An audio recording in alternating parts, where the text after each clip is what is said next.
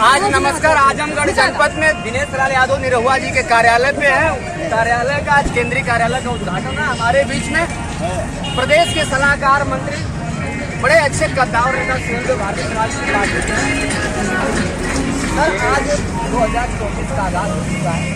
भाजपा का एनडीए में संगठन किस तरह से आप लोग का चल रहा है, क्या उम्मीद है? भारतीय जनता पार्टी सुहेलदेव हमारे राजा के सैनिक का सहयोग दिए थे और ये इसलिए प्रधानमंत्री यशस्वी मुख्यमंत्री के नेतृत्व में हमारे आदरणीय प्रधानमंत्री जी का जो सहयोग मिल रहा है, 400 पार एनडीए सरकार और निरहुआ को भारी से भारी मतों से हम लोग जिताने का काम करेंगे। इसके पीछे हमारे नौजवान साथी, माताओं, बहनें और जगदीश भाई है, हमारे मुखिया है, भूपेंद्र लाल सर है और सभी हमारे साथी आपको शामिल करें और पूरे दल के साथ उद्घाटन में आए थे। और एक दिन हम लोगों की सभा पार्टी और भारतीय जनता पार्टी की एक दिन रखी गई है और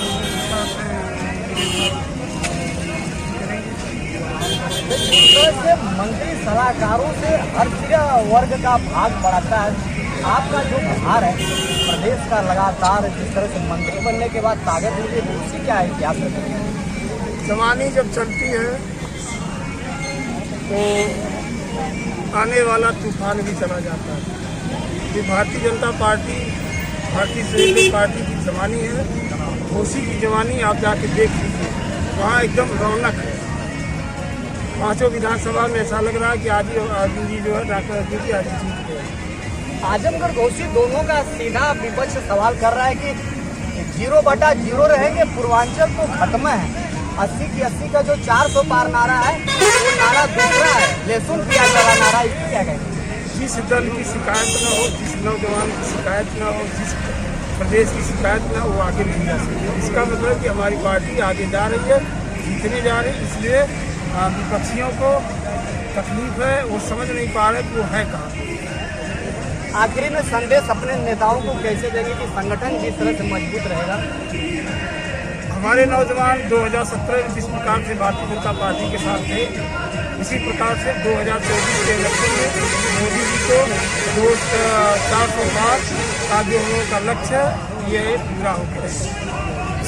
सलाहकार मंत्री थे शिवली जी थी, ये बड़े अनुभवी हैं जिनका सीधा कहना है कि 400 पार का जो नारा चल रहा है, जवानी जिस तरह से ऊर्जा लाती है उस तरह से सुहेलदेव उद्घाटन है। और नाथ में इसमें दिनेश लाल यादव जी निरहुआ जी के कार्यालय के पास है। हमारे बीच में महिला मंडल के अध्यक्ष हौसला राजभर जी हैं। महिलाओं का जिस तरह से संगठन तेजी से 24 में बढ़ रहा है, क्या उम्मीद रहेगी, आगाज क्या रहेगी? इस प्रकार से हमारे माननीय नेता ओम प्रकाश राजभर जी महिलाओं के हित को लेकर के हमेशा सदन तक बातों को पहुंचाते रहते हैं। इसी चीज़ को लेकर के हम महिलाओं का संगठन जो है उनके नेतृत्व में बहुत अच्छा काम कर रहा है। और यहाँ आजमगढ़ जनपद जिस जनपद का हमको मंडल अध्यक्ष बनाया है, इस जनपद में हमने खुद ही 5000 महिलाओं का संगठन जो है तैयार कर दिया।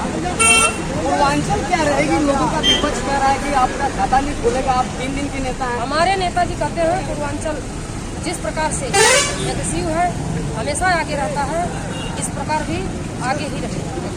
आखिरी सवाल है, किस तरह से नेताजी महिलाओं का सम्मान के लिए लगातार प्रयास करके रैलियां कर रहे हैं? मंत्री बनने के बाद आप लोग की ऊर्जा कितनी बढ़ी है?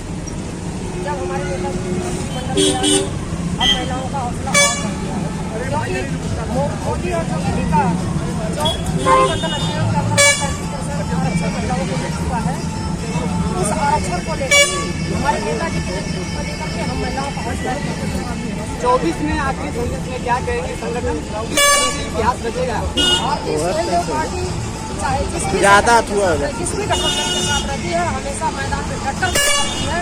इस बार एनडीए गठबंधन के साथ है। हमारे नेताजी के नेतृत्व में हम लोग हमेशा की तरह डट के इस बार भी दिनेश लाल यादव को बल पर जीत गए।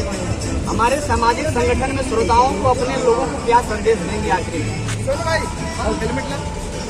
वाणी के माध्यम से यह संदेश देना चाहेंगे से भाजपा की सरकार देश में और प्रदेश में जो कार्य कर रही है, सबका साथ, सबका विकास और सबका विश्वास के साथ सबको जुड़ करके इसमें काम करना चाहिए। मंडल अध्यक्ष हौसला राजभर जी की महिलाओं का संगठन बहुत तेजी से बढ़ रहा है। 5000 से ऊपर संगठन बढ़ा चुकी हैं।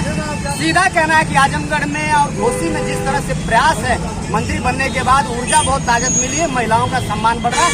सामाजिक संगठन में बहुत बहुत धन्यवाद। धन्यवाद।